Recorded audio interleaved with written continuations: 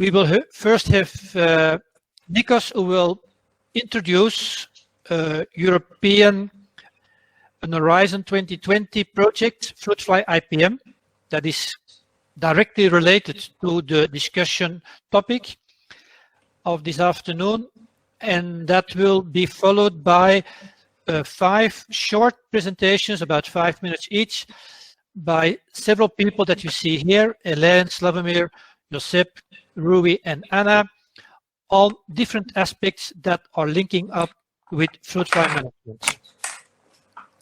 After that, we will open the floor, and the best system is going to be, we were just discussing it, the easy system is going to be that you, if you want to make a comment or have a specific question on one of the presentations, you go to the questions area and you type in that you have a comment or a question. Once we know that you have it, we can invite you on stage, you can make your point, and then if it's addressed to a specific person, we will ask that person also to come on stage. I hope it's going to work. We'll have to see. Like I said, it's all new to us, so we have to see how it works out. So Nikos, I'll leave the floor to you now. Okay, thank you, Mark. I'm going to share my screen now. Sorry.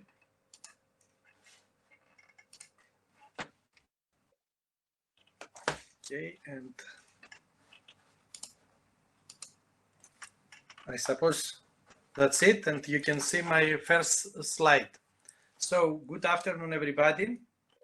I think there is no any reason, I suppose, to argue why fruit flies are important insects and important pests in this audience.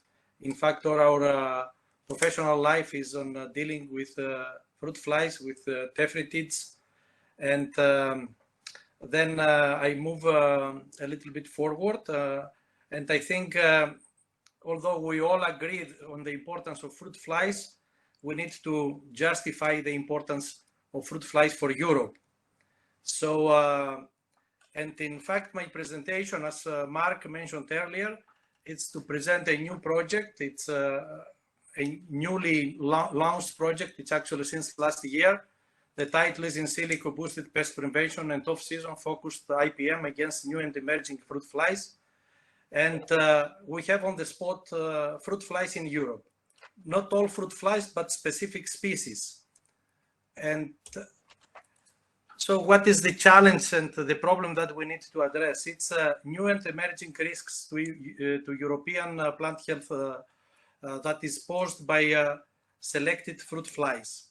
We have focused on these 3 species, on the Mediterranean fruit fly, on the Oriental fruit fly, and the peach fruit fly, the Bactersera Zonata.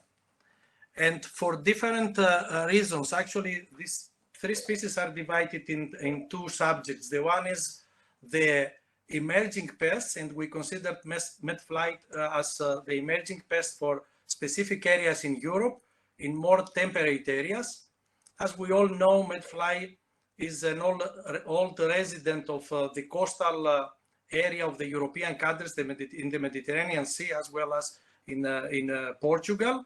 But in recent years, we have seen established populations in northern, more cold areas, and we are more frequently have reports on fruit infestation there. So medfly seems it emerges as a major pest in the palm and the stone fruit industry. On the other hand, we know that Bactersera dorsalis is an aggressive invasive species that from the Southeastern Asia made it to Africa and has dispersed all over the sub-Saharan Africa, establishing really high populations. We've seen the competitive abilities of this species in the previous talk of Hélène, and we have detection of this fly in Northern America.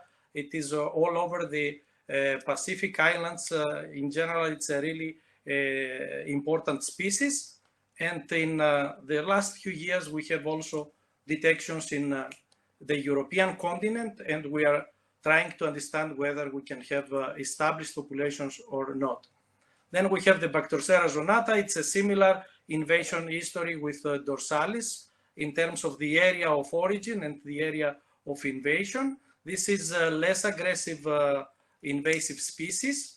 However, it made it to North African countries and also to the Middle East. And it also is detected in European ports of entry. So we have two invasive species and one resident, we can call it, that emerges as a new pest in cooler areas of Europe. So why these flies made it to Europe? There are these main factors. The first is the climate change. For our countries, for in the cooler areas, climate change is an important factor because it relaxes some of the barriers, such as the winter temperatures. We have more frequently warmer winters. These warmer winters and some unpredictability in the weather may facilitate the overwintering of this species, and probably it enables this species to sustain populations in cooler areas. On the other hand, we know that invasion is facilitated by the massive food trade. In Europe receives a lot of fruits and vegetables, especially fruits from all over the globe. There is a huge demand for tropical fruits like mango, and mango arrives in thousands of tons in European ports of entry. And then we have a huge propagule pressure. And on the other side, we have increased human mobility. This is, of course, before the COVID epidemic. And but this human mobility can also facilitate the dispersion of invasive fruit flies.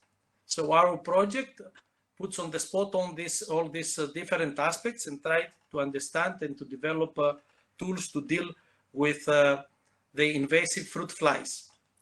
So just to justify a little bit what I have said, we know that fruit flies are intercepted in European ports of entry.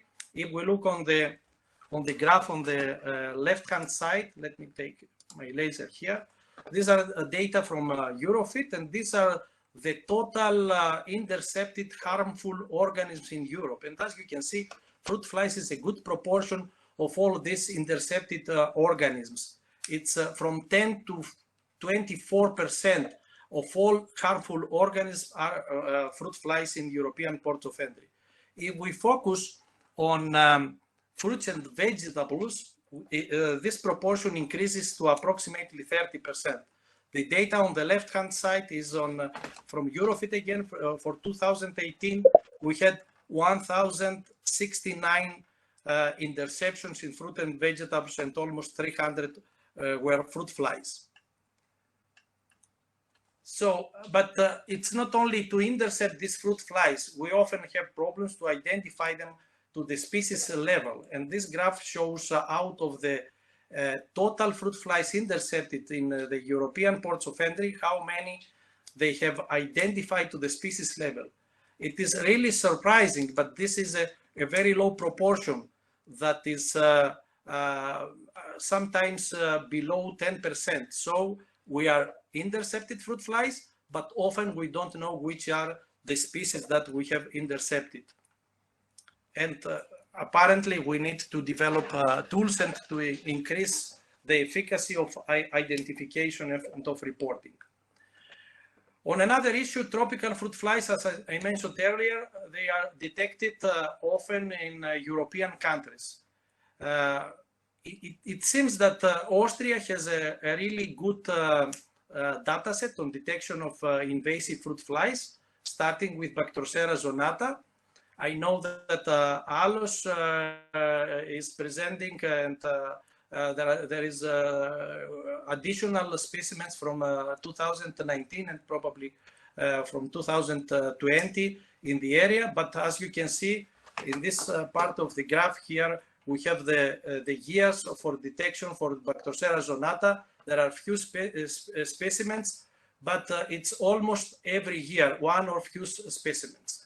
And now in more recent years, we have also the detection of Bactersera dorsalis in Austria. The question whether these flies can sustain a population there is still open, and they are characterized as transient and not established.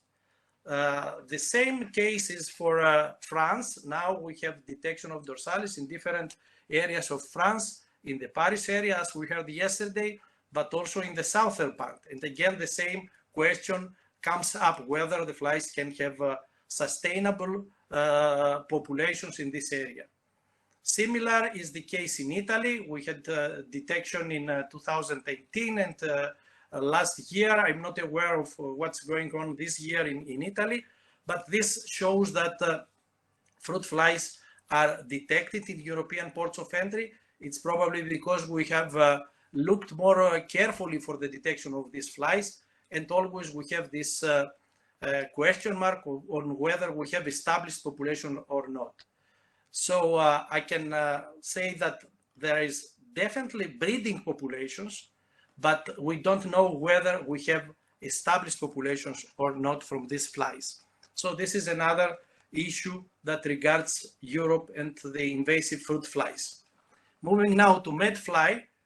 As I said earlier, medfly is moving to northern cooler areas within countries that the fly existed and is for many years a major pest, like Greece and Italy. For example, in Greece, we have now detections of this fly in the peach producing area. Years ago, like 20 years ago, there was no a single specimen of medfly in this area. And now we have few individuals every year. We see here and there, we see some infestation, some major infestation of peach fruits, of apples in this area. Same in North Italy. In North Italy, they have the same problem in Northeast Spain. And also we have the medfly in Adriatic coast of Croatia up to Istria. In Istria, I suppose it's the northern established population. And we have dispersion in other countries. And we have detections like in Romania, Bulgaria, Austria. In Austria, again, our colleagues from Aegis, they have a really good data set on the existence and the occurrence of medfly in the area, and they report often infestation in different host fruits. But also we have cases of detection in Germany, in Switzerland, in central France, and even in Poland. Medfly has been detected in Poland. So there is apparently a movement of medfly, and we often see pictures like this. We see infested apples. In fact, in these areas, the fruits that suffer from medfly are those maturing later in the season, and of course peaches, and we have a lot of fruit drops. It's not only the direct damage, but because the existence of medfly in these areas requires application of pesticides, cover pesticides application close to the harvest, then successful existing IPM projects are challenged by the presence of fruit fly, especially for apples and for other crops. So another issue, if we look at the fruit fly management in Europe we have small size scattered farms that one owner can have 3-4 different farms of 1 hectare each dispersed. This is the case in Greece and in other European countries. So we have very few insecticides that can be used. There is a ban of systemic insecticides. The pressure from the public for pesticides-free products, it's really high in Europe compared to other continents. And fruit flies are emerging as major pests in new production systems like the POM and the prune production system. So summarizing, we have seen that we have high propagule pressure, and we have detections of fruit flies in Europe, so we need to know more and to develop tools for these aspects to prevent the introduction and the establishment. We have gaps in ecological modeling and climatic modeling. There are models existing, but there are no many focusing on Europe. And the European system is not really well coordinated among the different countries on the interception. And also there is no a really aggressive response to a detection, and usually it takes a while in order to make a decision and start applying an eradication or a containment campaign. So our project comes to address these issues, and our vision is to protect the European horticulture and trade from the current and imminent threats posed by selected, emerging and new frugivorous fruit flies by the 3 species that I mentioned earlier. And if we look a little bit more at our scope is in fact to protect the European fruit industry at different levels, at the production level, to reduce damage and to protect and to support farmers for producing fruit fly free fruits. And also we are trying to enhance the capacity to manage the fruit flies, and we develop or improve existing tools for on-season management. We try to advance our approach and management and to change a little bit the focus to off-season and to manage the population of fruit flies in a more comprehensive way. Also, our scope is to support the European policy and see whether our results and our influence can change some things there. But also, one of the main aims of this project is to enhance the capacity to manage the phytosanitary risks. So we try to develop innovative prevention, detection and diagnostic tools, and also another part is to develop modeling that can support the European stakeholders to address fruit flies. So a few words for the concept and the approaches. This is a really important diagram for the whole project, and I will try to spend a few minutes to explain it. On the left-hand side, we give the phenology of an established species such as medfly in these cooler areas, in the more temperate areas. And on the right-hand side is the progress of an invasive and the phenology of an invasive species. And you can see there are a lot of similarities. If we start on, if we talk first for the established species like medfly, we start at the end of autumn with high populations. Then because of the winter, we have a very low population. This is the red line here, well below the detection level, either because adults are not existed or because there are very few in the area. Then we have the spring. In the spring, we might have few individuals captured, but usually it's we should wait until the summer in order to have the first detections. Then in the autumn, we always have high populations in this area. That's why we have infestation, major infestation in the palm and the stone fruit that are ripening at this time of the season. So if we manage to have a good IPM program, then we can bring the population here because below the economic injury level. Otherwise, if we fail, then the population is becoming extraordinary and entirely can destroy the crop.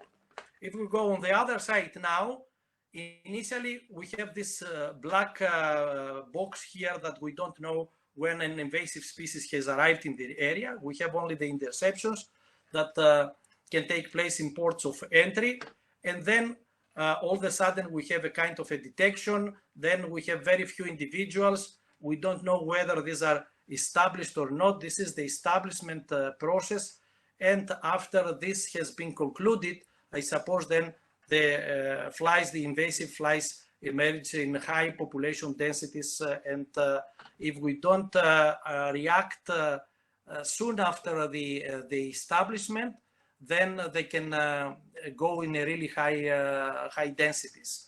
So the options here is first to go for an eradication campaign. That is not that easy in Europe, or a containment. It is attempted. It may slow down the dispersion for a few years, but most of the time is not that successful in Europe. And then the fly can get established, and we go for a regular IPM project.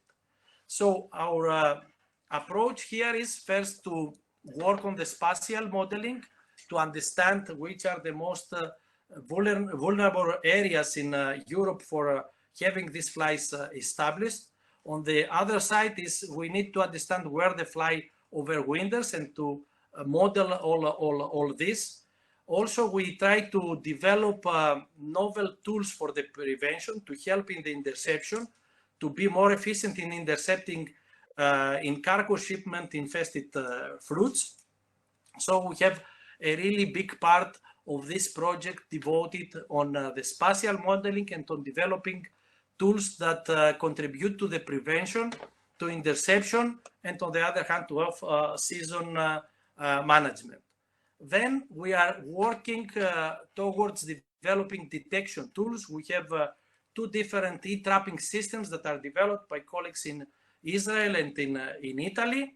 And again, based on a thorough spatial modeling, considering these particularities of the biology of the invasive species, but on the other hand, of the biology of fruit flies in these marginal areas, we try to develop novel in silico models in order to apply some on-season management.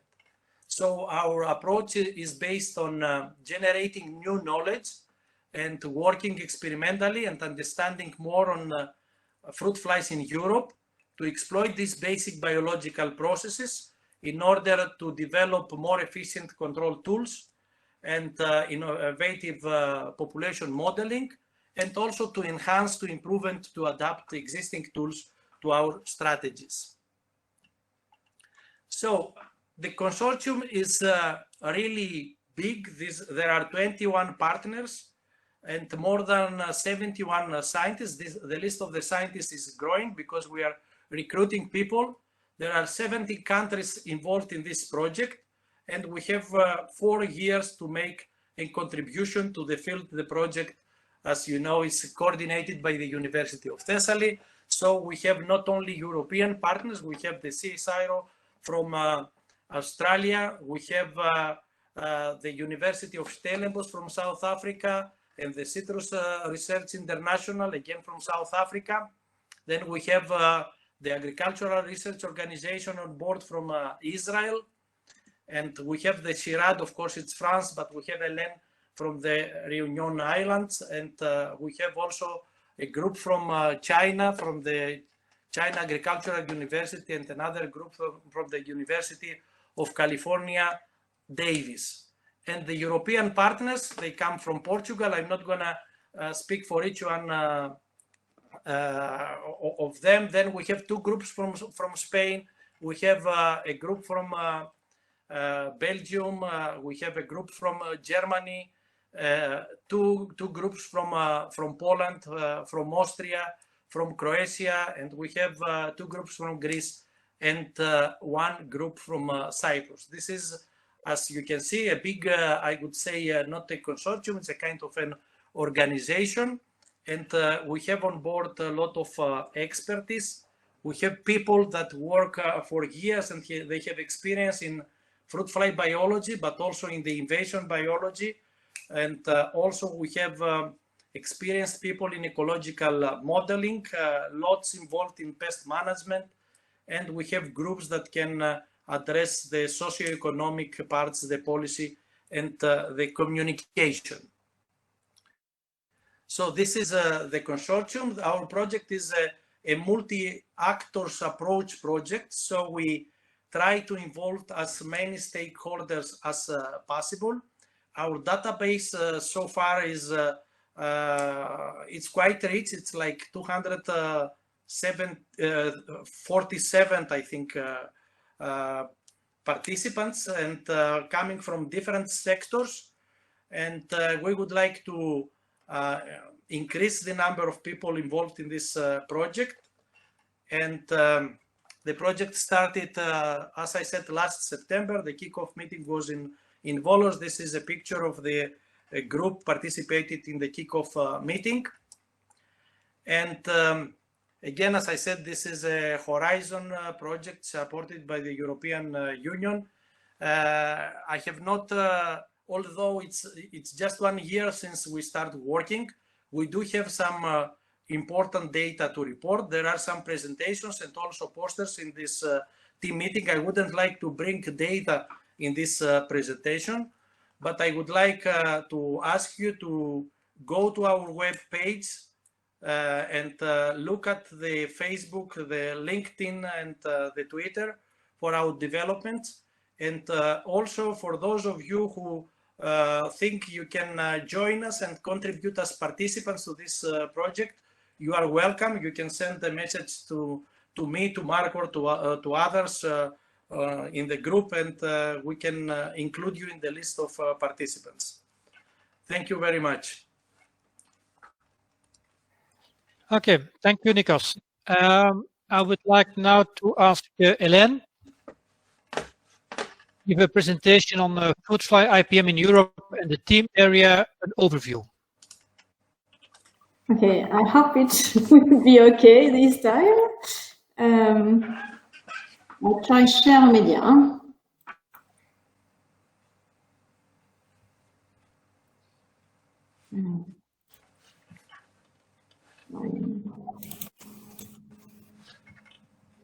Yes, it's a little longer than expected. It's coming.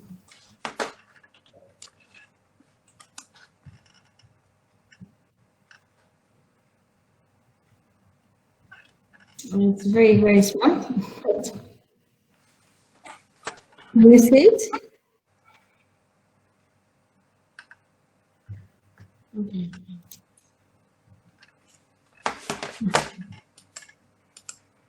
Okay, as I said, I'm sorry, I'm not the best one in IPM, but I did my best.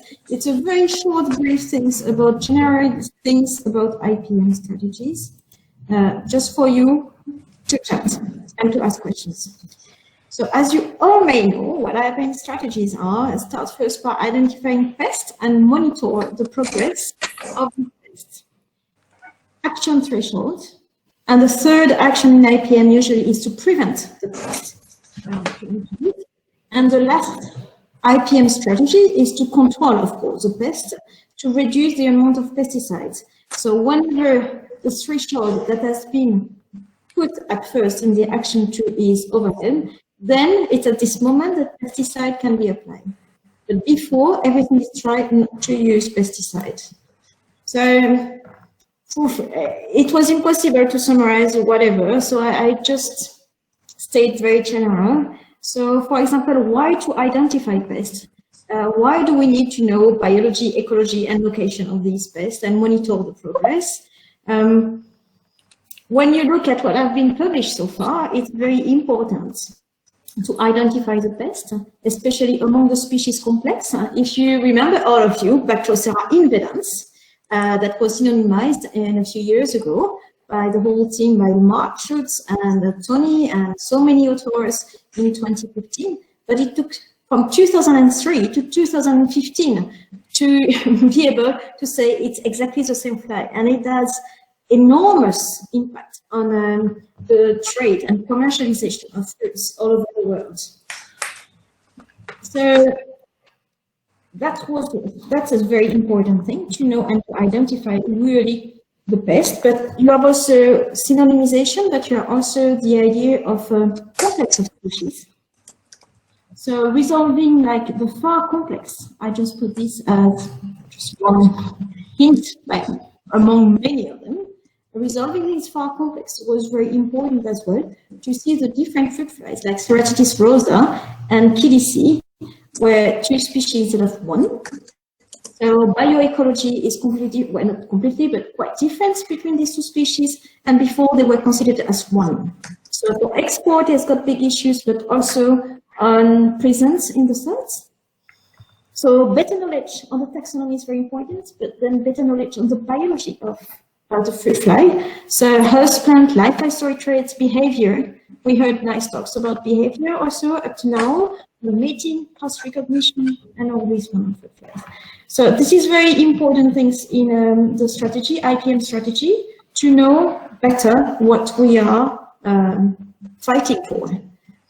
And then after comes the study of the distribution and the dynamic of this fruit fly, to identify the right moments to apply control strategy.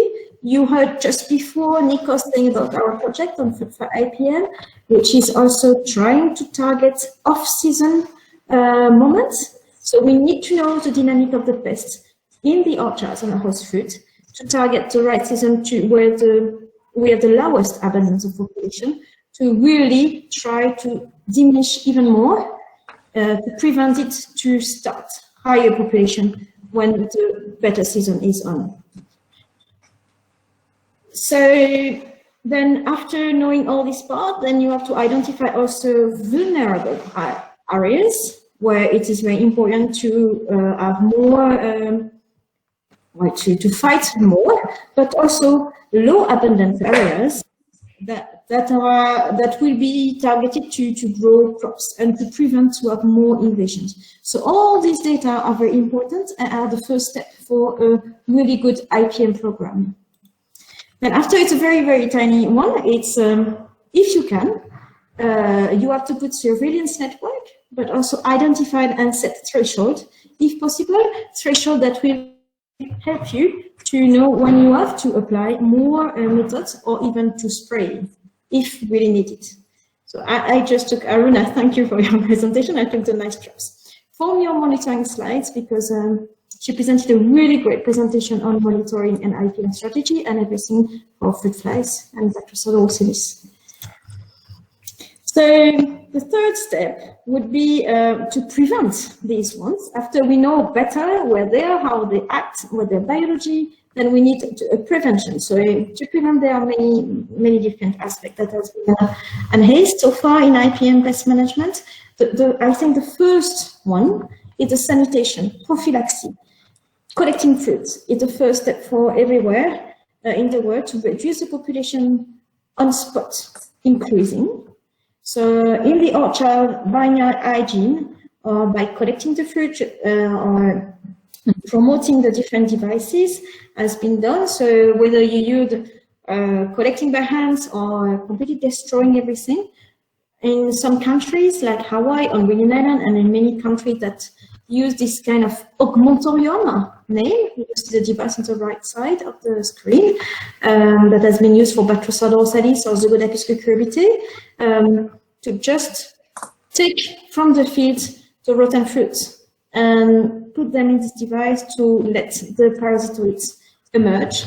So not killing the parasitoids population that could be in the field at the same time. Then you have also to prevent, so promote sanitation, reduce the conditions that attract or favor the fruit flies by taking out alternative hosts, wild hosts which are around your field.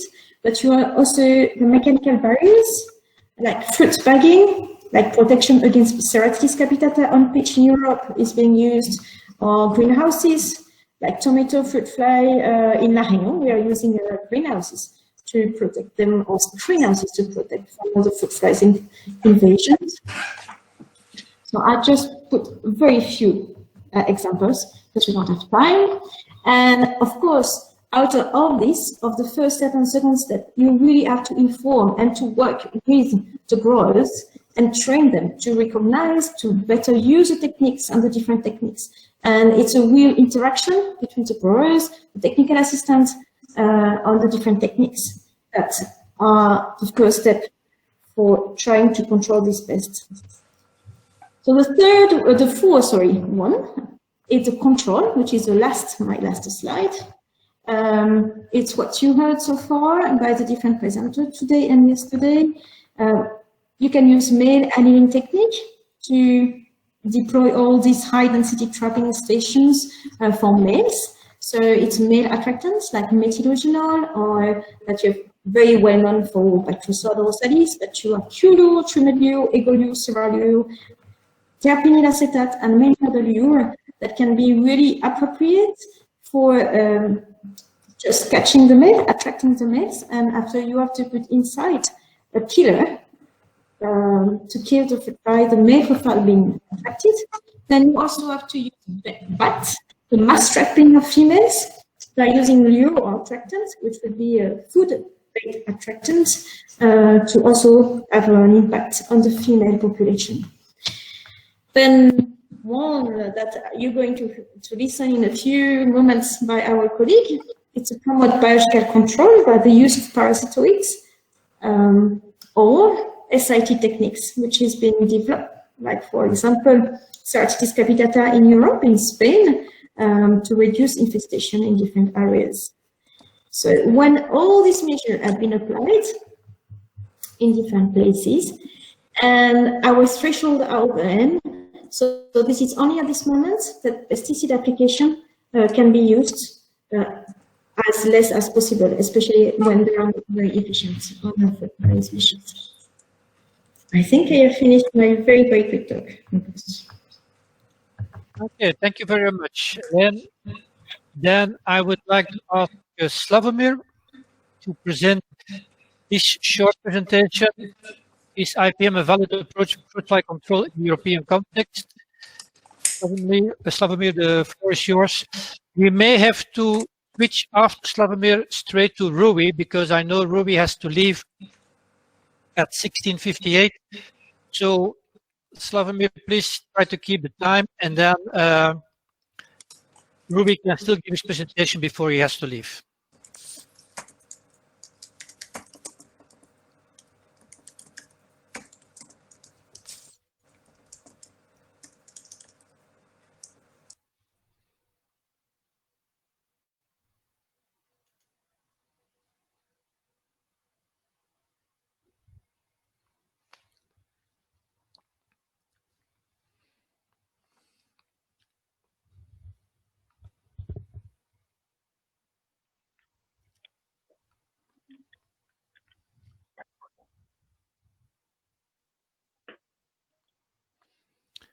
So Josep, you're there, but normally it should now be Slawomir. So I'm going to invite him on stage. I don't know what is happening, but at least Josep, you're back. So that's the main thing. Okay, but I've lost part of the connection. Can you hear me? Because at the beginning I couldn't hear you. Okay, now we can hear you. Some of it, okay, now some of it is... Then we will have to do Rui, and then it will be to you. Yes, Slawomir, go ahead. Okay, I have to find out how to share the screen.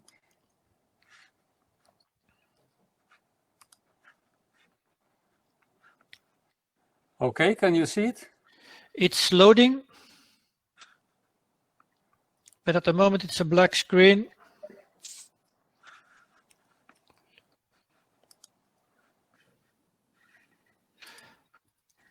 You have a PowerPoint? Yes, I do. And you used the share application window? Yes. And your PowerPoint was already open. Okay, it was probably not maximized. I now have a... Shall I maximize it? You have to maximize before you share it. Okay, so how shall I disable? Okay, disable, and now you open it so that it's maximized. Now you go to share, and then you share your...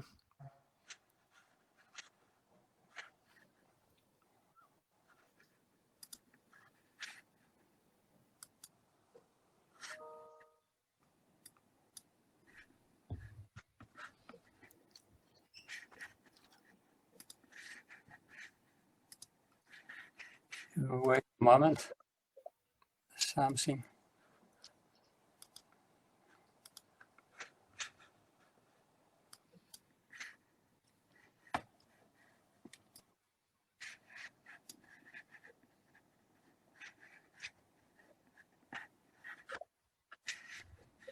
No, just a moment.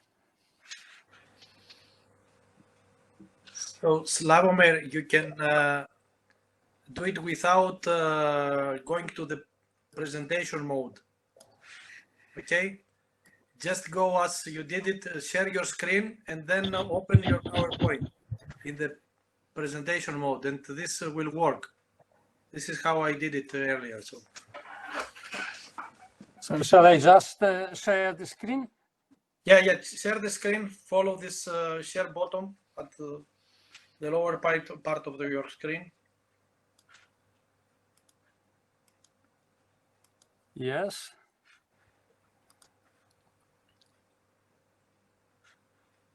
and then go and present your PowerPoint. Can you see it now? Yes. Okay. Okay. Okay, well, I was just recently given a topic for a very brief presentation, which is supposed to stir up the discussion. And as you can see, the title is slightly provocative, so I will have to live up to this challenge. But let's start positive from a success story, which is 10 years old. That success was the adoption of the directive on the sustainable use of pesticides in Europe, frequently nicknamed as IPM directive. That was a genuine success of the IPM community at that time, which managed to not only increase the importance of the IPM, but also enshrine it in the European law. Well, the consequence was that almost overnight, the use of IPM in fruit production has become compulsory under the law throughout whole Europe. And soon afterwards, all countries declared full compliance with the directive. They have developed appropriate action plans, adopted them formally in their own countries, and then reported back to the European Commission that now they comply. Expectations at that time were very high. It was expected that as the outcome of the adoption of this directive, significant reduction in the use of pesticides in Europe will occur. Much less pesticide residues will be in the fruit produced in Europe. And of course, very substantial increase in low pesticide or organic pesticide production will happen. 10 years has passed and assessments were made by several institutions, among them European Parliamentary Research Service and European Environment Agency. And the conclusions are pretty sobering that, well, over this last 10 years, the pesticide use in Europe actually increased by almost 30%. What is even also worrying is that maximum residue levels allowed by law for several key pesticides used in fruit production have increased significantly, like, for example, in case of acetamiprid for sweet cherries, 6 times over the last year. And this increase happened after the adoption of the directive. Implementation of low pesticide IPM has increased marginally. For example, over the whole Europe, organic farming still remains below 8%. And what is also worrying that in the member states, there's a lack of effective implementation mechanisms. The report concludes, I cite, the member states have no criteria to assess the implementation of the IPM rules and have not adopted enforcement measures to be applied in the event of a breach of these rules. That's worrying. If you look at the organic farming area in Europe, which can be used as a proxy for low pesticide IPM adoption, you can see that, as said, it's over the whole Europe below 8%. But what is interesting also that in the countries which were the key promoters of the directive, like Germany, France, Netherlands, UK, they are below the average in these terms. If you look at the sales of pesticides, insecticides and acaricides in Europe, you can see that in the countries which are considered also the most concerned about the quality of the fruit, like Switzerland, Germany, France, Austria, The consumption of pesticide has increased substantially in some countries like France, Austria, very substantially. In Europe as a whole, almost 30%.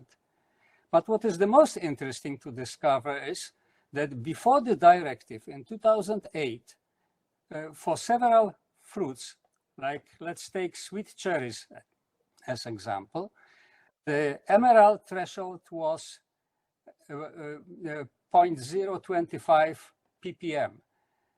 And just immediately after adoption of the directive in 2011, it jumped twice to 0.5. In 2015, it jumped again to 3 times, and it stays like that until now.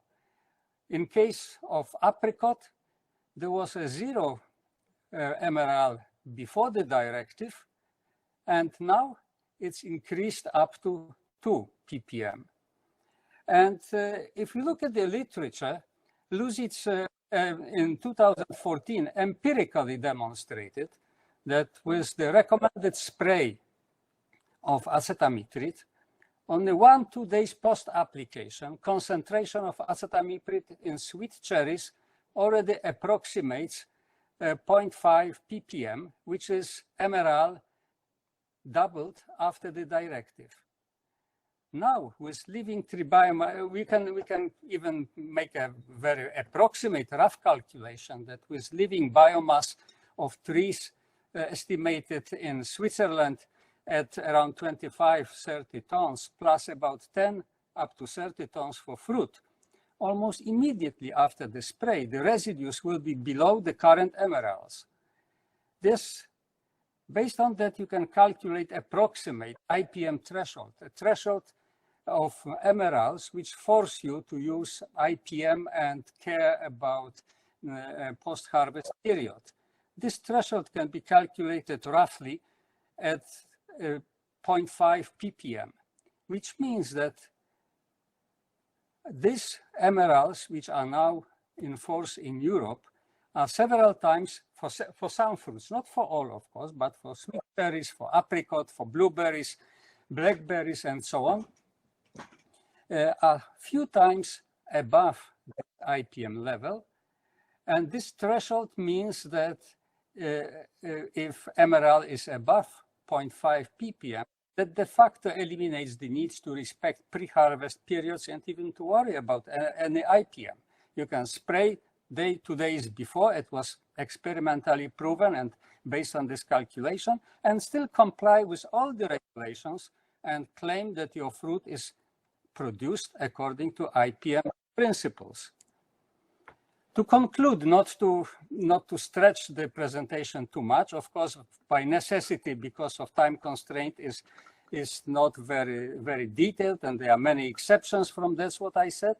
But to conclude generally, now nominally, all fruit in Europe is produced according to IPM principles, and this is in spite of the increased pesticide used and much liberated MRLs for several pesticides. And of course, being IPM developers and enthusiasts as we are, we all know very well what is IPM all about. And of course, we know very many cases of success stories, and several of them were already presented here. However, we have to be aware that beyond our academic social bubble, in the real life of the majority of fruit growers and regulators in Europe, IPM now is understood and applied quite differently. And it can be summarized that IPM is in most cases defined pragmatically, in quotes, as the use of pesticides as much as it's necessary, and of course as much as it's allowed by the law. And this discrepancy in the perception and practice of IPM appears to be progressing. On one way, we are talking as scientists about classical IPM, genuine IPM, and so of combined very many ways and so on. And outside, in the real life, majority of the fruit growers and regulators understand it and apply it completely differently. This growing discrepancy in the perception and practice of IPM appears to be progressing, which raises doubts about the pragmatism, social relevance, and applicability of our research and concepts. And, well, maybe I'm just wrong. Maybe everything is fine and we shall continue our business as usual. Or maybe this data give us reasons for concern and initiate some discussion. Thank you for your attention. Thank you very much, Slawomir. As always, you're opening the floor for a lot of discussions. I have to see, because Rui is back on, I can see. So Rui, will you still be able to present?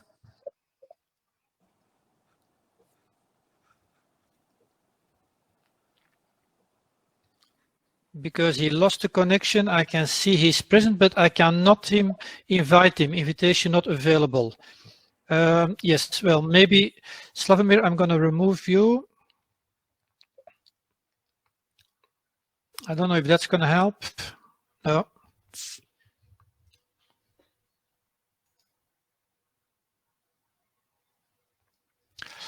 Okay, Rui just let me know that he will not be able to do it now, so we will go over to Josep. Josep, please, can you present? I'm just going to see if I have to.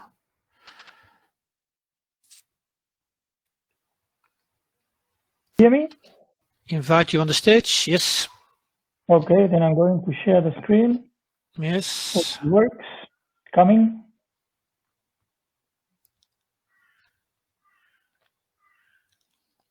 Well, hello everybody. While we wait. Hello. Yes, we can hear you at least. But my screen. Okay, let me. Oh, sorry. I had to select the screen, the window thing. Now it should work. Yes, wow. It's loading, but it's going. This is like a black hole. I think. Yes. No. Is it coming or not? Oh. No, it's a bit strange. So you have a PowerPoint or you just have slides? I have a PowerPoint. It's a PowerPoint and it's the one that I showed you before we started. Okay. Yes.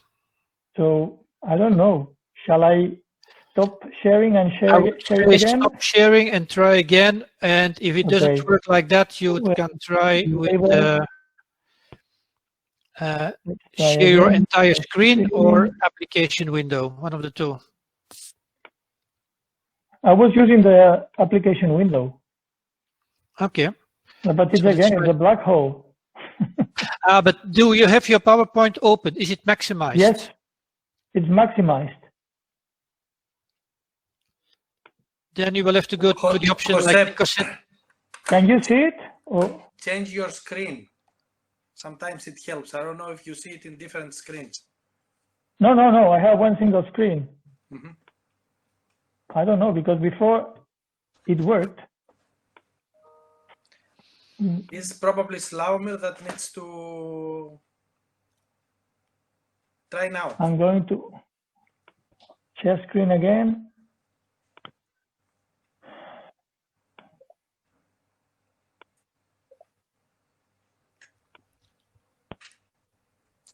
No, I can see it's my screen like a black hole. I don't know what's going on. I don't know how to fix it. Stop sharing. I don't know what I can do. I can talk without support, any visual support if you want.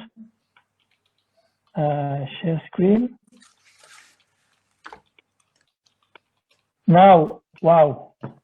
I think that now it's, can you see it now? Yeah. Yes, now it's there. Oh, finally. I don't know. Okay. So just continuing from what Slawomir said,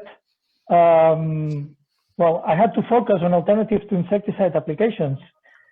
we know that chemical control is a costly pest control method, both for growers, for consumers, and especially for environment, and that's why we changed the policies in Europe and we moved.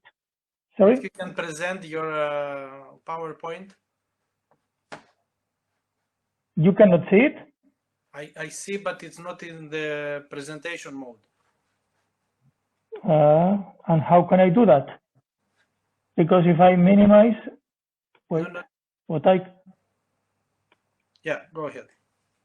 Can you see it now? Yeah. Great. Okay. Then, as I was saying, we know that we should move from chemical control. However, it's usually highly effective. It usually doesn't need anticipation. It can be used as a last-minute option. In some cases, it's even curative. And basically, it's usually perceived as the cheapest alternative by growers. So it's very difficult to compete with chemical control. And in addition, modern insecticides are much more selective than before, and usually also are used at much lower doses than before. So it's very difficult, although we know that we have to move away from chemical control as much as possible. Alternative methods rarely meet all these characteristics. So although we need them urgently, there's a lot of problems to implement these methods. So basically, which are the methods that we could use, especially in a European scenario? Basically, we have some cultural practices like fruit bagging or the sanitation of the orchard. We have different types of biological control that we can use. And also we have the biotechnical control by using the sterile insect technique or the traps baited usually with semiochemicals. I'm just going to talk a little bit about pros and cons of these methods. In some cases, they are really an alternative, but in many cases, there's problems of cost. And I think that we have to fight against this perception that chemical control is still considered as the cheapest and most effective method. The first type of control, cultural control, fruit bagging. This is a very selective method. It's highly effective. It even can enhance the quality of the fruit because you have better color and maybe enhanced flavors. So you can get higher prices for this fruit. It's environmentally sound, but it's labor intensive, so it has a lot of cost. So unless you can get higher profit from this fruit, probably you cannot practice it, and it's not always applicable. Another type of cultural control is the removal or destruction of infested fruit. The advantage is it's very effective. If it's performed adequately, it's environmentally sound. Importantly, it can be mechanized, at least partly, so this reduces the cost. But anyway, this is a cost, and growers usually don't like it because it's like the waste, what's left in the field. I have to invest some money for this. So in many cases, it's hard to convince growers that this is really a good option, something that they should do. If we move to biological control, we can apply conservation. And usually when we apply conservation, what we try to conserve is ground-dwelling predators, the ones that will feed on the mayfly when it pupates in the soil. So basically the management of the soil, the ground cover, and also we can use companion plants that can help on that. Some advantages: this is selective, it's effective, it's environmentally sound, and actually it may be extended to other pests because we are conserving this beneficial fauna, so we have increased functional diversity in our orchard, and we can affect these other populations. So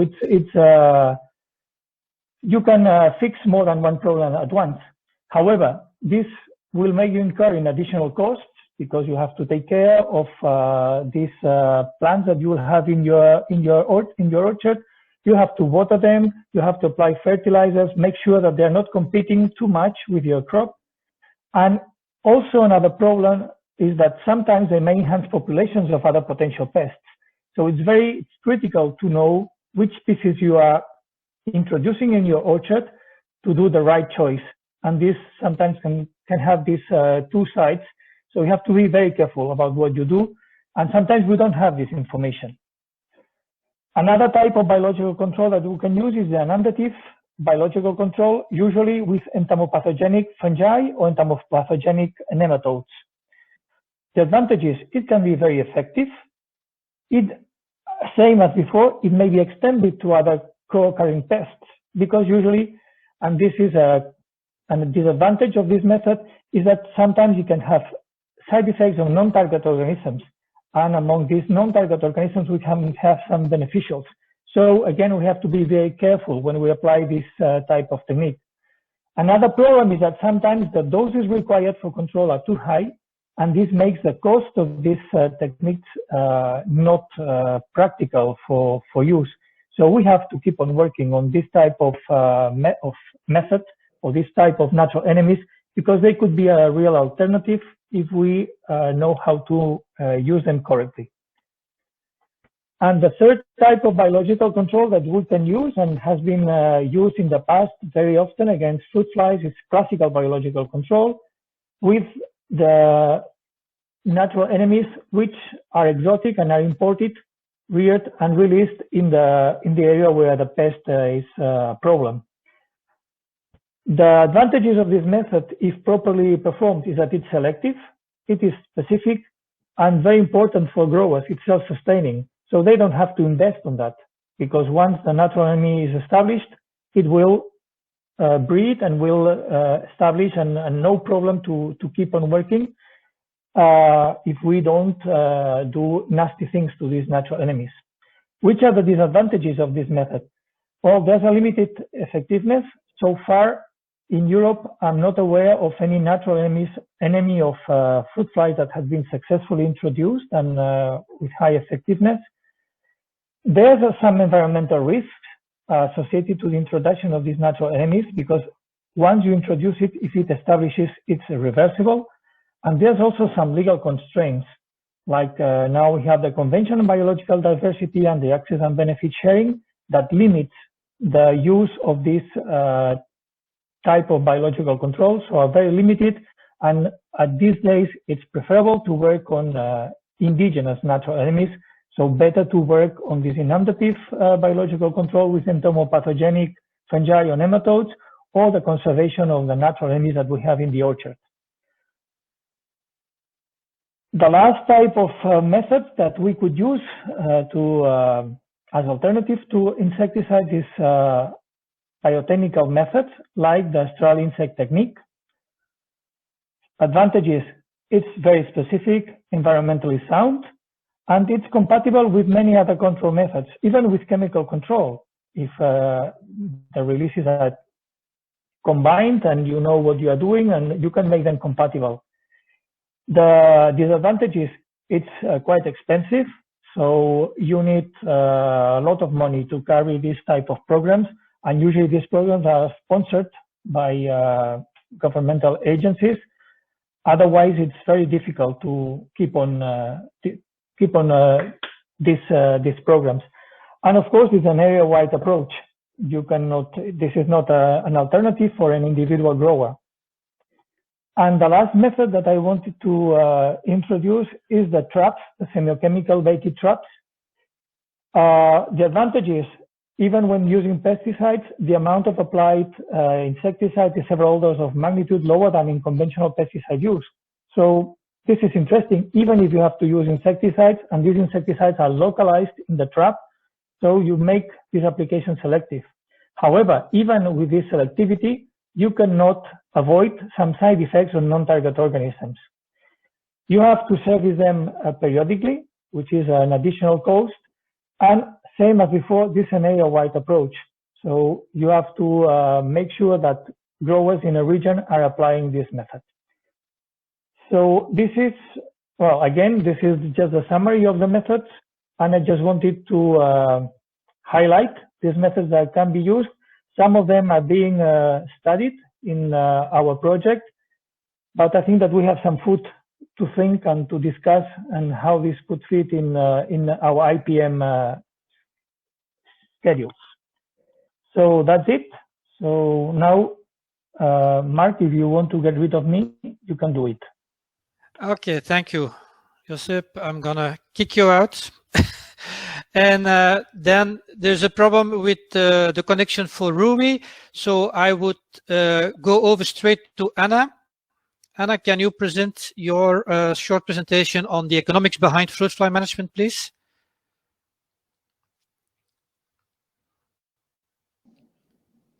Hello.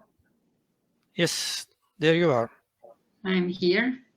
Okay, so thank you very much. So I was challenged to talk a bit about the economics behind fruit fly management.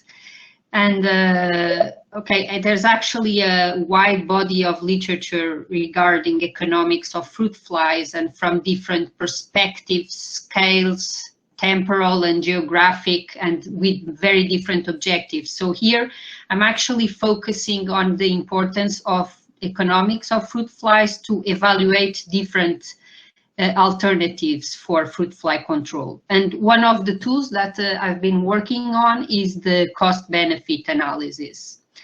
And the cost-benefit analysis has been used to evaluate pest management problems all over the world. In particular with the special focus on area-wide programs, and namely the ones that integrate SIT. Some of these analyses have been published, others not, but they have been conducted for tsetse fly, for screwworm, for Cydia pulmonella, and for a number of fruit flies. Okay, for fruit flies, for example, there have been analyses conducted for Western Australia, Western Mediterranean, Madeira, Algarve in Portugal, Croatia and Israel, etc., to name a few. But over the times, these analyses or the models behind the analysis have been worked on, and progressively they have become more complex. However, there are still a lot of the dimensions of the cost-benefit analysis where there is a need for more sophisticated analysis. Okay, and this is the challenge in the FF-IPM project, is to develop the cost-benefit analysis models further to incorporate more complexity. And here I just selected three aspects of this CBA that we would like to deepen and explore further. And this is, I will talk a bit about uncertainty and the incorporation of different perspectives, the spatial and temporal dimensions, and the multi-dimensionality.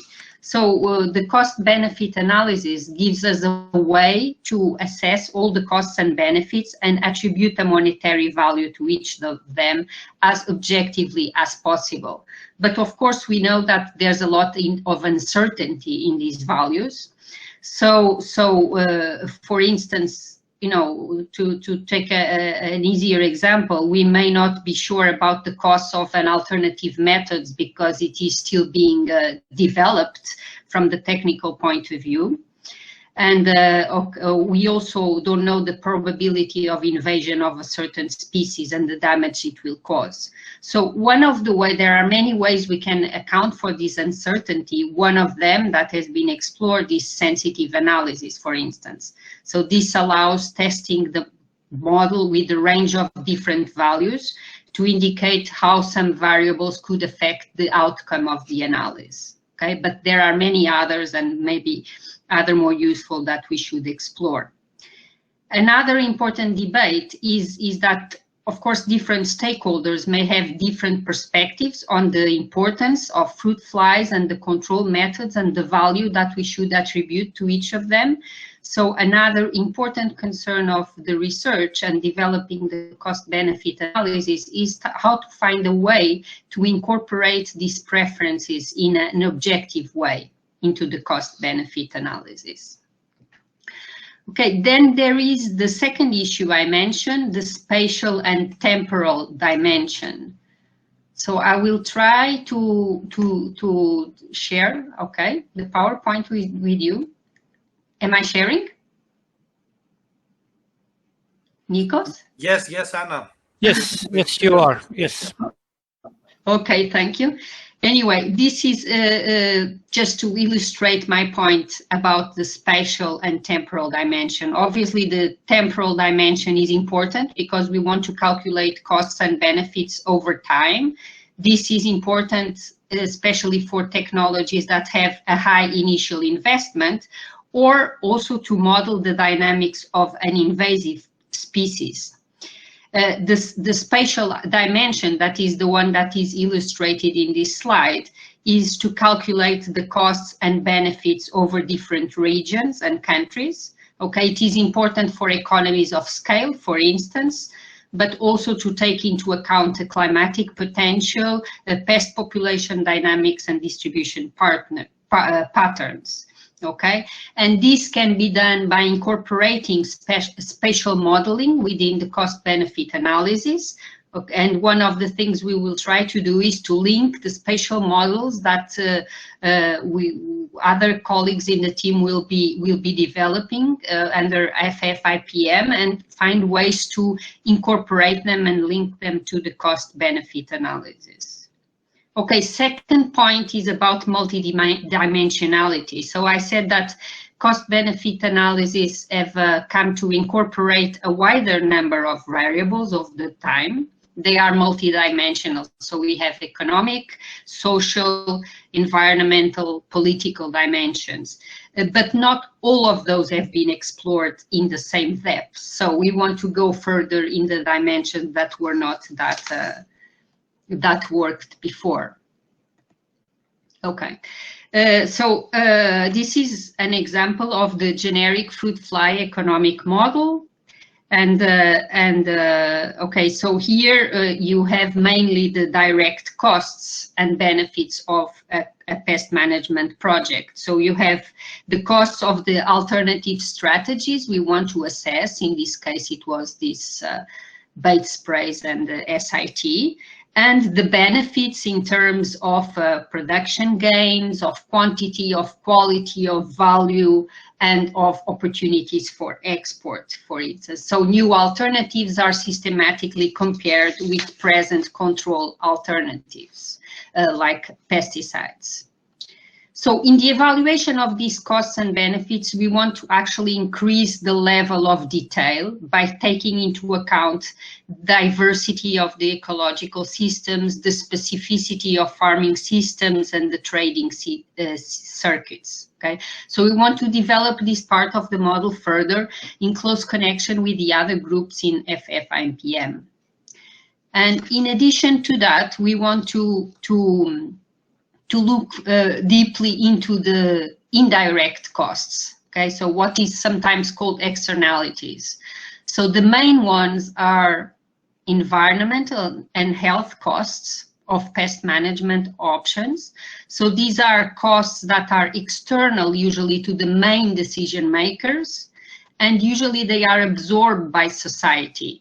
And they are often neglected, and they cause damage to the groups whose interests are not represented in the decision making. So estimating them is actually crucial to have a fair representation of costs and benefits.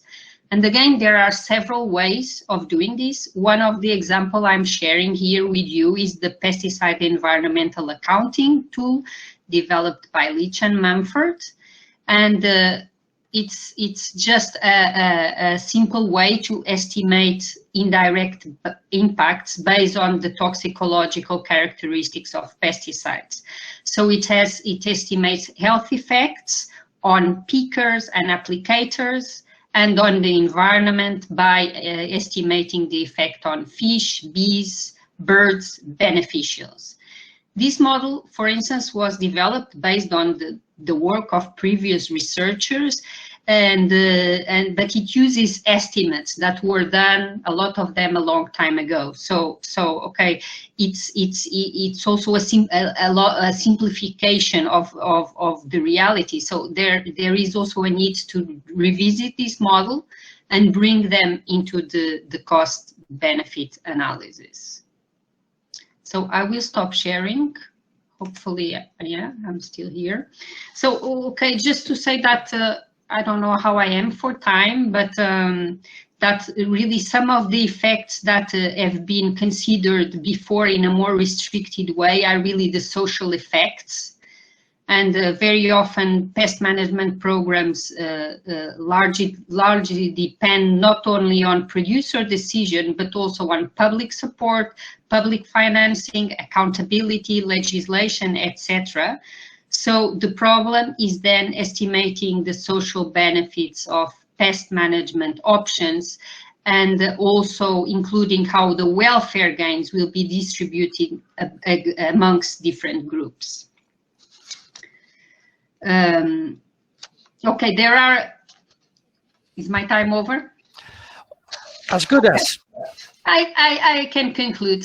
Just, okay, so there are many issues and questions that arise from this, like, trying to see what additional models could be incorporated and would be interesting to link with the cost-benefit analysis, and also what kind of social costs we consider are important to identify and qualify. But just end to say that one dimension that I think it's important to add to our economic evaluation is the global dimension. So we usually do cost-benefit analysis for Europe, so we are concentrated in Europe, but we are not considering the impact of our decisions in other regions of the world, okay? So it has been mentioned this before, but of course, for instance, import restrictions in Europe have implications for African producers trying to export to Europe. Europe is the main destination of exports of tropical fruits from Africa, and there is a very high number of fruit fly interceptions at EU entry points from Africa, as we know. And this leads to the destruction of fruits and import bans and very negative impacts on nascent African export industries, and consequently also on the economic and social welfare of rural societies in Africa. So these costs are also important costs that we should be taking into account in our decision-making process. And I finish on this note. Thank you very much. Thanks, Anna. Thank you. I'm just going to see now if Rui is back, or otherwise Walter was going to present on behalf of Rui. Rui is back, Mark. But I have the message. Okay. Okay.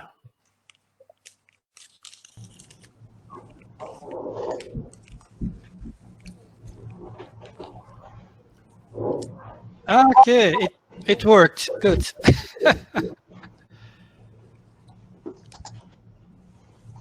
Yes, Rui, can you hear us? Yes, I'm here with Walter as well. I just finished my thing. I'm here sharing the screen.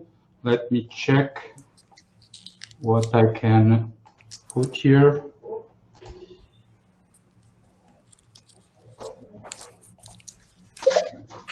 It's okay? At the moment, it's not shared yet, so...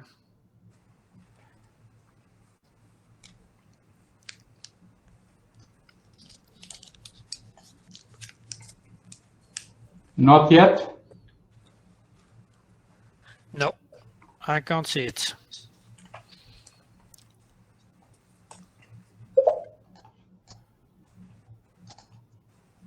I will share. Okay. Okay. Should be okay now. Yeah. Sure. Yes. Now it's there. Okay. Okay. I think the full screen, the slideshow is coming. I'm start to work in the talk in the meantime. Sorry about all this confusion, but I have a merit award distribution, and I need to leave for the room for a small period. And Walter was here just as a backup, and you can see it. Yes, we can see it. Okay, I will go back to here. It's better for me. And as Mark suggests for this roundtable, the idea is to share some of the aspects of area-wide fruit fly management. And as you can see towards the end, there is not much going on in Europe on area-wide. If you look at other areas of the world, is much more intensive, like in Latin America especially. I just go through a series of a few slides, and I want just to give a few concepts, and later on a final slide with the questions and points for discussion. Area-wide, the word area is sometimes misleading, because the main definition of area-wide integrated pest management is when you apply against the entire target pest population. This doesn't make a difference if it's a huge, large area, or could be a small greenhouse, but it needs to be the entire target population. That is important. In this slide, what you see is an image of Valencia, and you can see in the center some citrus. You see all the light green is citrus, but you have a village. All of these houses, you have a peach apricot tree. I can assure you, on this left hill, you have full of fig trees that are the repository of fruit fly, and then is where the pest migrates to nearby citrus, which are the commercial, economic important commodity that will cause damage and will make problems with exports. The next slide I want to share with you, it's basically when you have a very high, and this we need to take home this message, when you have a very high control tool, doesn't matter what it is, could be insecticide, could be sanitation, could be SIT, could be integration, that is 99% effective. If we don't cover all our population, if, for example, we cover only 90% of our area, we are on the green area, on the treated area, this 90%, we can get rid of the population quickly after a couple of generations. But if we don't have, if we don't treat the other 10% of our area, the population will take over and will go up on that area, because that the control is not done in an area-wide approach. On our right side, we see that even the treated area, even the control method is only 90% effective. Our population will go down and down if we cover all our treated area. This is very relevant, and this is a huge problem. As someone before mentioned, that in Europe there is a lot of mixed crops, etc., and this is a problem, because if we don't act in a coordinated manner, it's a huge impact on the area-wide approach. However, area-wide requires, and this is the major reasons why it's not widely applied, it requires coordination among the stakeholders, requires long-term commitment and multi-year planning, and needs a centralized and dedicated organization to its implementation. This is very, very relevant, and these things are very complicated to implement if we don't have first an economic reason to do it, because without a major crop that can be exported normally, because area-wide normally are used for commodities that are high value and can reach international trade and can have add value, and this will have the stakeholders, the farmers associations, and government needs to work together, otherwise it doesn't work. The next slide, I have a series of examples that I want to go through. Is not the full list, I assume, but there are the ones that I know for fruit flies in Europe. Of course, some talks already today about Israel, but I was asked for Europe. I didn't include Israel on the list. For example, Mediterranean fruit fly, that is a big subject of this meeting. We have in the past, until 2001, the area-wide approach was done through bait sprays, aerial bait sprays. Unfortunately, on 2001, US intercept a mandarin with a live larvae already on the store, and that caused a huge impact on this bait spray program in Spain. And the outcome of that was that with the USDA expertise and the negotiation, they engaged in the SIT project, and since then they are integrated the SIT with other control methods. Croatia also, a few years ago, around 2010, and this picture on the back is exactly a photo of Croatia, and you can see all these mountains around, and this provides some isolation. This is where area-wide is effective because the population of the pest is concentrated in the valley, and they start with a SIT project integrated with other control methods like bait stations, like sanitation, etc. And this was joined a few years back, and they've been running for the last 10 years. Let's see, expanding the area, etc. In Madeira, Portugal, that I was heavily involved, it was my previous job. There was an SIT project implemented. Unfortunately, for economic and political reasons, was discontinued. I want to just give another examples of a couple of other examples of other insect pests. In Spain, in Canary Islands, the eradication of red palm weevil took from 2005 to 2016. In 3 of the 9 islands, the pest was present, and to some legal measures like not allow the movement of palm trees from one island to the other with sanitation, etc. With the insecticide applications, they get rid of the last red palm weevil from Fuerteventura in 2016. Now another one that is not on fruit flies but is related is also a diptera. In Netherlands, the suppression of onion fly using SIT that most of you are familiar is it's a Delia antiqua that is been used.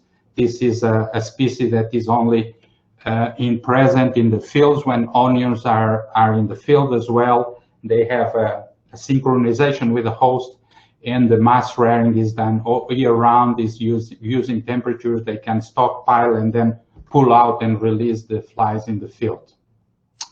Just to finalize, my last slide is for discussion points. Area-wide is a prerequisite for an effective fruit fly control. I think we are getting there, and we have examples from Latin America, other places that this shows why, and this is why Spain engaged in SIT, and they are doing this area-wide approach to open the market in US. Requires, as I mentioned already, the involvement of a centralized organization and a public-private sector collaboration. Growers organizations the ownership is very important. Stakeholder ownership and the growers are key on this approach. And of course, isolation of the target insect pest population, that is clear, and this is why it works in valleys, in isolated areas. I want just to highlight 2 related topics that I don't think they were much touched, except in the first one on the NPPO introduction. She mentioned that yesterday morning, that pest risk, including climate change, and Nikos mentioned this, but there is a set of international standards that NPPOs are aware of this, and Europe is clearly opened the doors, or is inviting the imports of fruits that are infested, and this will likely speed up the introduction and establishment of the invasive species in Europe.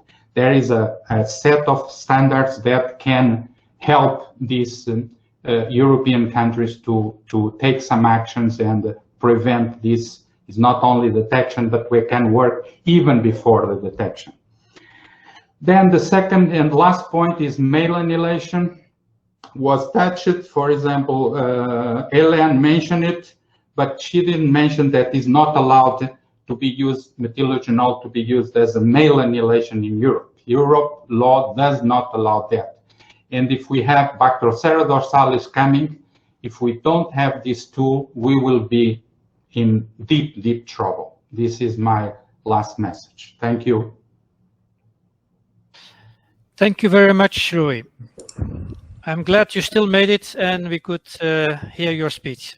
So thanks to all the speakers. I'm afraid it takes longer than we expected. And like Rui already said, it's turning more in a symposium than in a round table.